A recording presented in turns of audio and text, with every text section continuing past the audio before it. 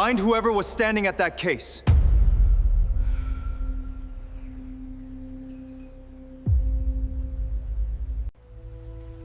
Then prove it, before I decide you're guilty. You are accusing the wrong person tonight. The champagne had not even been poured when the scream cut through Empire City's grandest ballroom. The diamond is gone. 3 words. That was all it took to freeze 300 of the city's wealthiest guests in place, mid-laugh, mid-toast, mid-life. Danielle Osborne felt the room turn toward her before she understood why. She was standing closest to the case. Her gloved hand still rested on the velvet stand where, for minutes earlier, the Soul Star diamond had glittered under museum lighting. Now the stand was empty, and every eye in the room, including the eyes of the man who owned the diamond, locked onto her. Danielle Osborne, 29 years old, was one of Empire City's fastest-rising gemologists. In 7 years, she had built a reputation careful enough to be trusted by 3 auction houses and 1 very private billionaire family. Tonight, none of that mattered. Tonight she was simply the black woman standing closest to a $30 million diamond that had vanished from a party that was never built to remember her name. Security doors sealed shut. Phones rose into the air.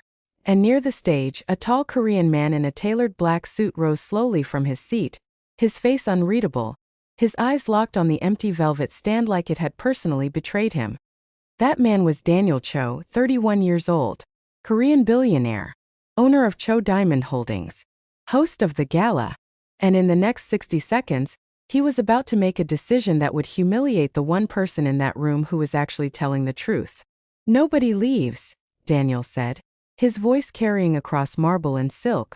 "Find whoever was standing at that case." Heads turned, fingers pointed, and Danielle realized, with a cold drop in her stomach, that the finger pointing loudest belonged to Daniel Cho himself. "That's her," he said, stepping down from the stage. She was the last person cleared to touch it. The ballroom exhaled in one long, hungry gasp.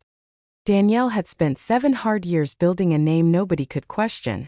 It took Daniel Cho 4 seconds to question it in front of everyone who mattered. "I did not take your diamond," Danielle said, steady, though her heart slammed against her ribs. "I authenticated it. That is my job. I do not steal what I am paid to protect." "Then where is it?" Daniel's jaw was tight, his eyes narrow. A man watching his family's legacy disappear a second time in one lifetime. "You were alone with the case for 6 minutes before it vanished." "I was documenting the cullet under a loop," Danielle said. "Ask your own security footage." "We are," Daniel said. "And until it clears you, you will not leave this building." 2 security guards stepped toward her. Danielle lifted her chin, refusing to shrink, refusing to let 300 strangers watch her fold. She had learned, a long time ago, that a woman who looked afraid was a woman people decided was guilty. But inside, something older and more painful stirred. A memory of another room, another accusation, another wealthy family deciding her word meant less than their comfort. She had promised herself she would never stand in that kind of silence again. She would not start tonight. If you have ever been blamed for something you did not do, in a room full of people who decided your guilt before you said a single word, you already know exactly how Danielle felt in that moment. Tell me where you're watching from tonight and stay close, because what Danielle finds in the next 10 minutes will change everything you think you understand about this diamond, and about the man who just humiliated her. Subscribe now so you don't miss a single second of what comes next. Danielle was escorted to a private security office behind the ballroom, a glass-walled room built for interrogating thieves, not appraisers. Daniel followed her in, arms crossed, still radiating the fury of a man protecting something sacred. "Tell me the truth," he said. "Who did you sell it to?" "I did not sell your diamond, Mr. Cho." Danielle set her appraisal case on the table with a deliberate click. "I have spent 7 years building a reputation you are about to destroy in one night, over a diamond I have not even finished appraising." "You finished," Daniel said. "Your report was submitted 40 minutes ago." Danielle went still. "I never submitted a final report tonight. I flagged an inconsistency and asked for another day." Daniel's expression flickered, the first crack in his certainty. "That is not what my assistant received." "Then someone sent a report I did not write," Danielle said. using findings I never approved. For the first time, Daniel Cho looked less like a man defending an empire, and more like a man realizing the walls of his own house were not as solid as he believed. But pride is slow to bend, and he was not ready to let go of his anger yet. Even if that's true, he said, you were the last person alone with the real diamond. No, Danielle said quietly. I was the last person alone with what I was told was the real diamond. She opened her case and placed a small photograph on the table, taken through her loupe 2 days earlier. A magnified image of the diamond's cullet, showing a nearly invisible engraving, a single small character carved into the stone by the original Korean jeweler, who cut it 2 generations ago. Every Cho family diamond has this mark, Danielle said. Your grandmother told me that herself 3 days ago, when she asked me to confirm it before the gala. Daniel stared at the photograph. Something in his face shifted, a memory surfacing he had not expected tonight. My grandmother asked you to check the mark? She was worried, Danielle said. She would not tell me why. Only that she needed to know, before it went on that stage, whether the stone in that case was still her husband's stone. The tension between them was no longer only accusation. It was the beginning of a question neither of them wanted to ask out loud. What if the diamond that disappeared tonight was never the real one to begin with? Outside the glass walls, the gala noise had shifted from gossip to something sharper. Word was spreading through Empire City's elite that the missing diamond might not be a theft at all, but something more dangerous.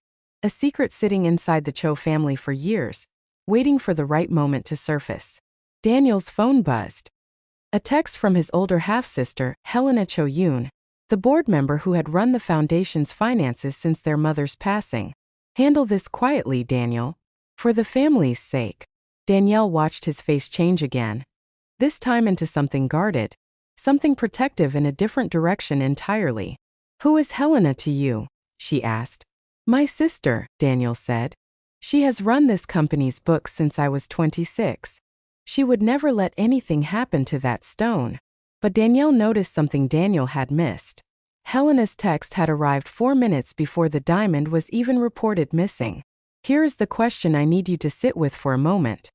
If protecting your family meant staying silent while an innocent person took the blame, would you still call that loyalty? Write your honest answer below, because Danielle is about to ask Daniel Cho that exact question, and his answer will decide whether he deserves the truth she is holding in her hand. If this story has you leaning forward already, hit subscribe and like before the next reveal, because it changes everything. Your sister knew before the room did, Danielle said, sliding her phone toward him. Explain that. Daniel read the timestamp twice. His confidence, so solid an hour ago, began to crack down the middle. Helena has access to security alerts, he said slowly. She monitors the case remotely. It is not unusual for her to know first. Then why did she tell you to handle it quietly? Danielle asked. Before anyone even confirmed a theft? Daniel had no answer. For a man who built his identity on control, the silence cost him more than any accusation had. He sat down across from Danielle for the first time all night, not as an accuser, but as a man who suddenly needed help. My father's business partner betrayed our family when I was 11 years old, Daniel said quietly.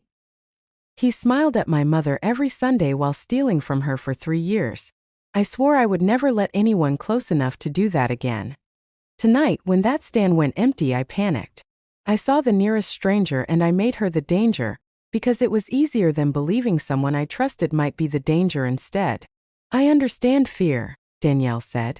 I do not accept being its target. You're right, Daniel said. And I am sorry. Not the kind of sorry that fixes what I did in front of 300 people. The kind of sorry that means I owe you the truth, whatever it costs my family to find it.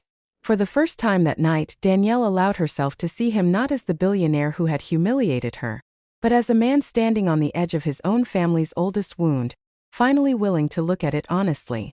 Together, they reviewed the security footage frame by frame. It showed Danielle at the case exactly as she said, documenting the stone, then stepping back untouched. But 6 minutes before the lights dimmed for the gala's opening toast, a second figure appeared, brief, calm, wearing catering credentials that did not match anyone on staff. The figure opened the case with a key. replaced the diamond with something small and identical, and walked away before a single guest had arrived. That happened before the party even started, Danielle said. The diamond in that case tonight was never real. It was already gone. Daniel's hands went still on the table. Then what disappeared during the gala? A very good copy, Danielle said. Somebody wanted this room to believe the theft happened tonight in public so that a story could be built around it. A story with a convenient suspect standing right beside the case. She paused the footage on the frozen frame. The replacement stone caught the case lights perfectly, flawless to any untrained eye, but it carried no engraving at all. Whoever cut that copy had never needed to fool a gemologist. They had only needed to fool a room. Danielle Osborne had spent her whole career reading stones for the truth hidden inside them. Tonight, she realized the biggest lie in the room was never about a diamond at all. They pulled the footage back further, past the staff arrivals, past the flower deliveries, into the quiet hours of the afternoon when the ballroom sat empty. And there, alone in the frame, unlocking the case with her own private key, was Helena Cho Yoon. Daniel watched his sister's face on the screen, calm, unhurried, certain no one would ever look this far back. Something inside him broke quietly, the kind of break that does not make noise. She has hated me since the day our mother chose me over her to run this company, Daniel said. I told myself it was old resentment. I never let myself believe it was this. Why frame me? Danielle asked. She does not even know me. Because you flagged the mark, Daniel said. You told my grandmother the stone needed a second look. If you found the truth before the gala, Helena's plan collapsed. Blaming you tonight bought her the one thing she needed most. Time. Time to finish selling the real Soul Star overseas. Time to use the proceeds to fund a hostile vote against her brother at the next board meeting. Time to walk away from Cho Diamond Holdings with both the fortune and the company, while an innocent black woman carried the blame for a crime that was never hers. Before Daniel could decide what to do next, the office door opened.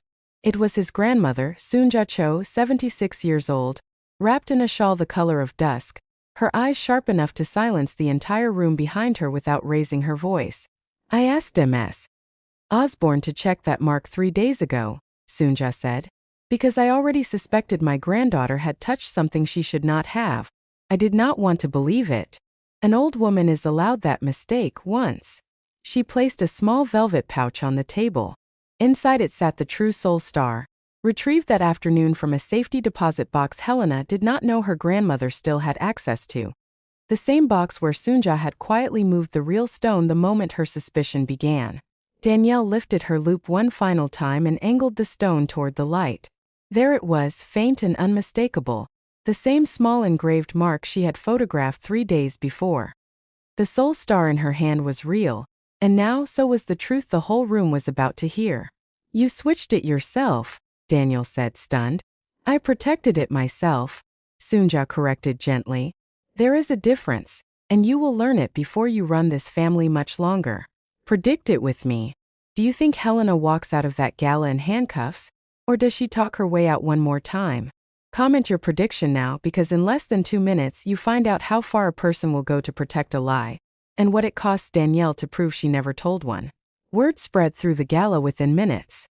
Helena Cho Yoon was escorted from the private lounge where she had been quietly toasting her almost perfect plan. Her champagne still cold in her hand, her smile still in place until she saw her grandmother standing beside Daniel and Danielle with the real diamond glowing softly between them. You have no proof, Helena said, her composure sharpening into something cold. A photograph and a family story mean nothing in a boardroom. They mean everything in a courtroom, Daniel said. Security footage of you unlocking that case 11 hours before the gala. A wire transfer flagged this afternoon to a private buyer in Geneva. And a grandmother who moved the real stone the moment she stopped trusting you with it. Helena's mask finally slipped. I built half of this company's fortune while you were still learning which fork to use at dinner. Mother chose you because you were easier to control, not because you were better. Maybe, Daniel said quietly, but she chose me because I would never have let an innocent stranger take the fall for my own mistake. That is the part you were never willing to learn. Security led Helena out through a side hallway, away from the cameras, though the story would find its way to every table in Empire City by morning regardless. Some legacies survive scandal. Few survive the truth arriving this precisely, this publicly, this undeniably. Daniel turned to Danielle, the ballroom noise fading into something softer around them. I owe you more than an apology, he said. I owe you the same stage where I humiliated you. He walked her back into the ballroom himself, past the guests still whispering, past the empty stand now holding the true soul star once more. He took the microphone with his own hand. An hour ago, I stood here and accused an innocent woman in front of all of you, Daniel said. I let old fear make a decision that truth should have made instead. Danielle Osborne did not steal from my family. She is the only reason my family's name still means something tonight. The applause that followed was not loud at first. It grew the way real respect grows, slowly, honestly, guest by guest, standing until the entire ballroom was on its feet, not for the diamond, but for the woman who refused to disappear quietly when the world tried to make her the villain of someone else's story. In the weeks that followed, Cho Diamond Holdings issued a public correction, a formal apology, and a permanent partnership contract naming Osborne Fine Jewelry Appraisal as its exclusive authenticator. A deal worth more to Danielle's business than the diamond itself ever was. Helena faced fraud charges that would take years to resolve, her name quietly removed from every door she had once assumed belonged to her by right. Daniel visited Danielle's office 3 weeks later, not as a client, but as a man who had spent every one of those weeks proving, in small and consistent ways, that his apology was not just words spoken under pressure. He brought no diamonds, only coffee and an honest question about whether trust, once broken this publicly, could ever be rebuilt at all. Slowly, Danielle told him, the same way you'd authenticate anything valuable. One honest look at a time. Sunja Cho, watching from her favorite chair by the window, only smiled, the way grandmothers do when they already know exactly how a story is going to end. If tonight's story moved you even a little, that is exactly why this channel exists. This is Empire City Romance Stories, where every accusation eventually meets its evidence, and every good name finds its way home. Subscribe now, turn on notifications, and tell me honestly, if you were falsely accused in front of everyone you respected, would you have stayed as calm as Danielle did? Or would you have walked out the door and never looked back? Type your answer below, like this video if it kept you watching until the very last word, and I will see you inside the next Empire City Romance story very soon.